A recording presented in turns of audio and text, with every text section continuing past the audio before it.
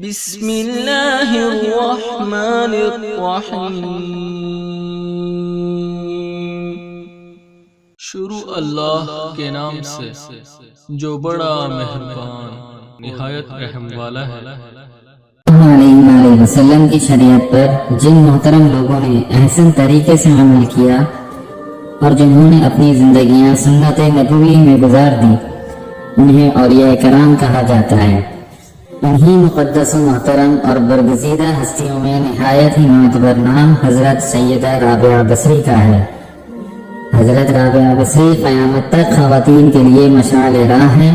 خواتین و حضرات، معروف صوفی شخصیت رابعہ بصری کی پیدائش 95 ہجری سے 99 ہجری کے دوران عراق کے شہر بصرہ میں ہوئی۔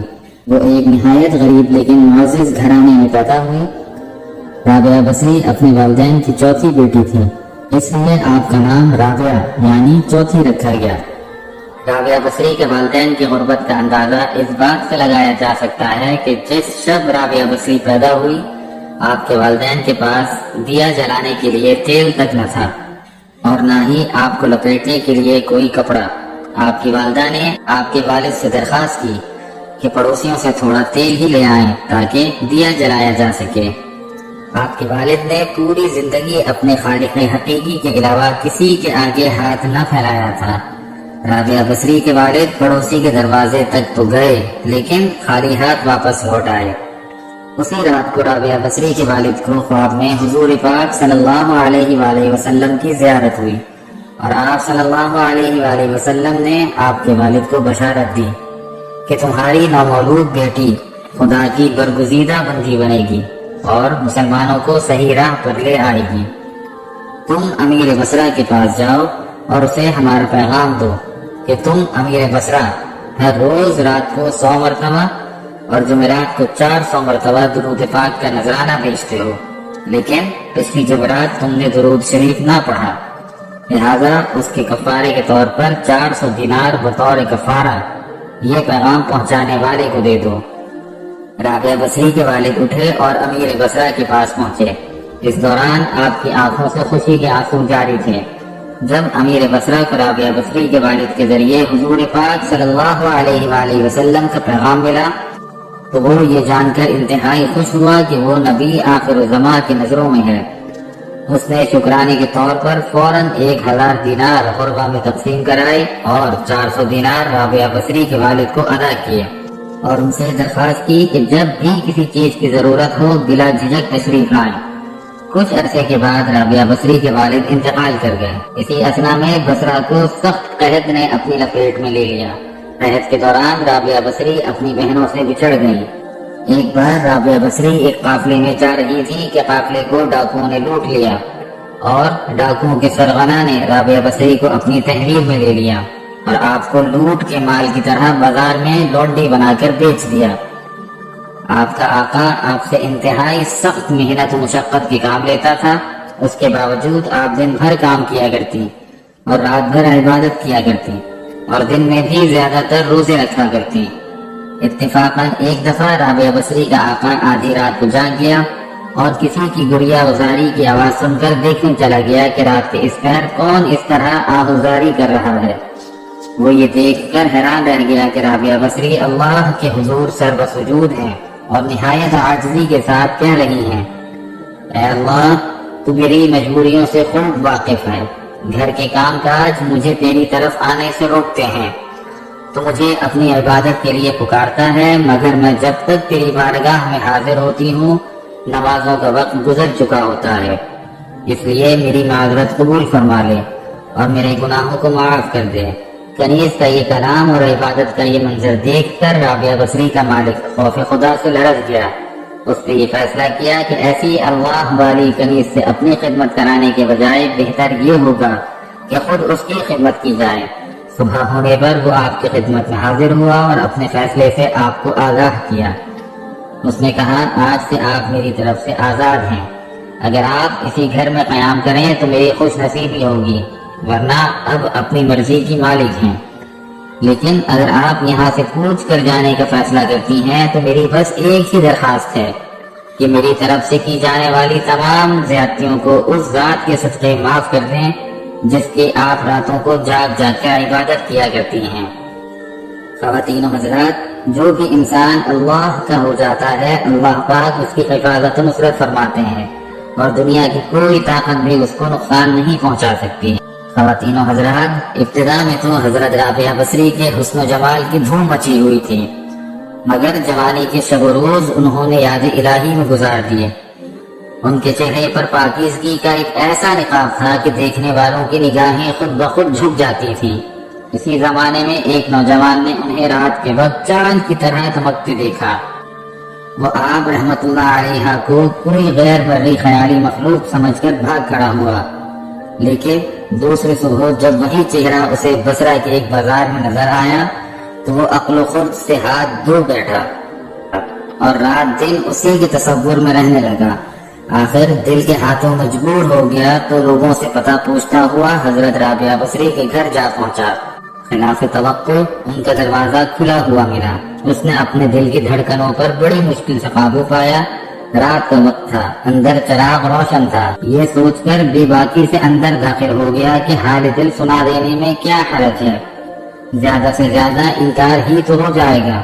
واپسی کا دروازہ بہرحال کھلا ہوا ہے، لیکن جب وہ اندر پہنچا تو وہاں کوئی نہیں تھا، البتہ چھت سے ایسی پرسوز آواز آ رہی تھی جیسے کوئی زیر لب ہجر کا رونا رو رہا ہو۔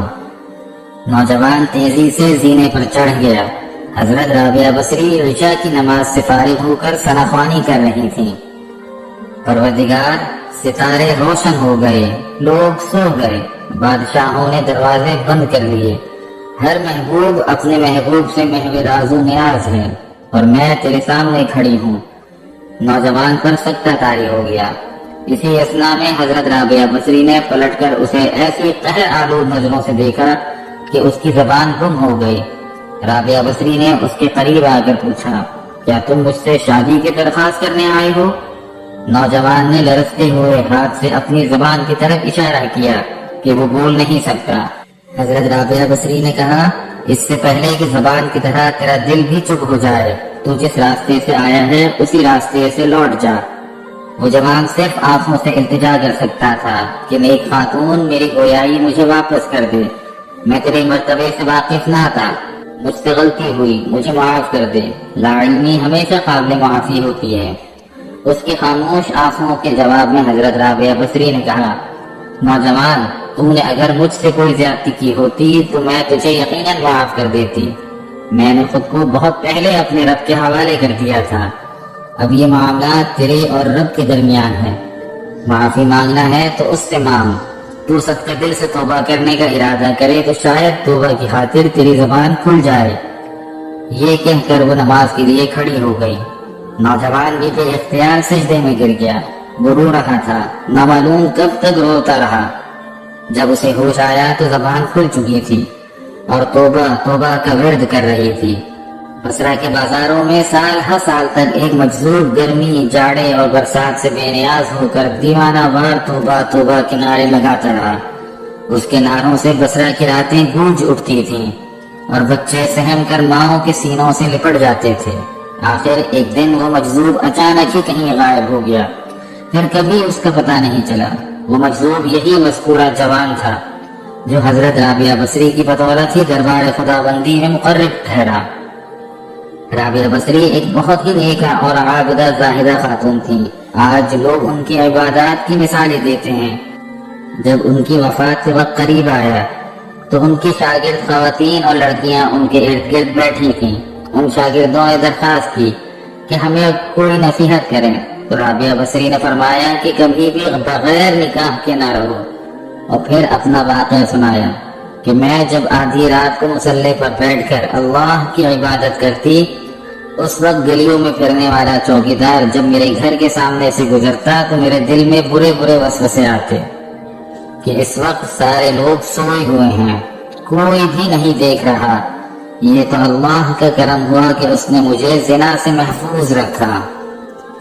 اس واقعے سے آپ اندازہ لگائیں کہ رابعہ بصری جیسی پاک دامن اور عابدہ زاہدہ خاتون کو ایسے وسوسے آ رہے ہیں، تو آج کل کی اس گندے معاشرے میں جہاں ہر طرف بے حیائی، بے پردگی اور بے دینی کا ماحول غالب ہے، ایسے میں کون عورت ہے جو اپنے آپ کو بچائے گی؟ فرمایا نکاح کے بغیر زندگی کا اسلام میں کوئی تصور نہیں۔ اللہ تعالیٰ کے نبی صلی اللہ علیہ وآلہ وسلم نے بھی شادیاں کی اور بیک وقت 9 بیویاں چھوڑ کر انتقال فرمایا۔ اللہ کے رسول صلی اللہ علیہ وآلہ وسلم نے بغیر نکاح کی زندگی گزارنے سے منع فرمایا ہے۔ خواتین و حضرات، ایک دفعہ حضرت حسن بصری رحمۃ اللہ علیہ نے حضرت رابعہ بصری سے کہا آپ شریعت کے مطابق شادی کر لیں۔ فرمایا نکاح اور شادی اس کے لیے ہے جس کا کوئی وجود ہو، یہاں نہ میرا کوئی وجود ہے اور نہ میں اپنی آپ مالک ہوں، اللہ تعالیٰ کی مملوک ہوں۔ ایک دفعہ کچھ اور لوگوں نے بھی آپ سے کہا کہ آپ شادی کر لیجئے۔ فرمایا اگر 3 فکروں سے مجھے بے فکر کر دیجئے تو میں ضرور شادی کر لوں گی۔ پہلی، کیا میں دنیا سے اپنا ایمان سلامت لے جاؤں گی؟ دوسری، روز حشر میرے دائیں ہاتھ میں ہی نامہ اعمال دیا جائے گا۔ تیسری، قیامت کے روز جب لوگ دائیں جانب سے بہشت میں داخل ہوں گے اور بائیں جانب سے دوزخ میں پہنچائے جائیں گے تو مجھے کس جانب سے پہنچایا جائے گا؟ لوگوں نے کہا اس کا علم تو خدا ہی کو ہے۔ تو فرمایا تو پھر جیسے اتنے عظیم افکار و اعمال پیش ہوں وہ بھلا کیا شوہر کر سکتی ہے؟ حضرت مالک بن دینار کہا کرتے تھے ایک مرتبہ بغل سے ملاقات رابعہ بصری کے ہاں پہنچا تو دیکھا کہ ایک ٹوٹا ہوا مٹی کا لوٹا ہے جس سے آپ وضو کرتی ہیں اور پانی پیتی ہیں، اور ایک بوسیدہ چٹائی ہے جس پر ایک اینٹ کا تکیہ بنا کر سوتی ہیں۔ میں نے عرض کیا کہ میرے بہت سے احباب مالدار ہیں، اگر اجازت ہو تو ان سے آپ کے لیے کچھ طلب کروں۔ آپ نے سوال کیا کہ کیا مجھے اور تمہیں اور دولت مندوں کو رزق عطا کرنے والی ایک ہی ذات نہیں ہے؟ تو پھر کیا درویشوں کو ان کی غربت کی وجہ سے اس ذات نے فراموش کر دیا ہے؟ میں نے عرض کیا کہ ایسا تو نہیں ہے۔ فرمایا جب وہ ذات ہی فرد کی ضروریات سے واقف ہے تو پھر ہمیں یاد دہانی کرانے کی کیا ضرورت ہے، اور ہمیں اس کی خوشی میں خوش ہونا چاہیے۔ رابعہ بصری نے تقریباً 88 سال کی عمر پائی۔ آپ نے آخری سانس تک عشق الہی کی لذت و سرشاری کو اپنا شعار بنائے رکھا، یہاں تک کہ اپنی آخری سانس تک معبود حقیقی کی محبت کا دم بھرتی رہی۔ آخری وقت آپ نے اپنے بالی اور صوفی ساتھیوں کو بتایا کہ میرا محبوب معبود ہمیشہ سے میرے ساتھ ہے۔ خواتین و حضرات، ہمیں حضرت رابعہ بصری کی زندگی سے یہ سبق ملتا ہے کہ اللہ کی پہچان کے دروازے مرد و عورت سب کے لیے کھلے ہیں۔ اللہ کی راہ پر حضور اکرم صلی اللہ علیہ وآلہ وسلم کی فرامین کی روشنی میں چلنا ہمارا کام ہے۔ باقی فضل و کرم کرنے والا اللہ ہے کہ وہ سجدوں کو شرف قبولیت بخشے۔ دعا ہے کہ اللہ پاک ہمیں بھی عبادت و ریاضت والی زندگی گزارنے والا بنائے، آمین یا رب العالمین۔ جزاک اللہ۔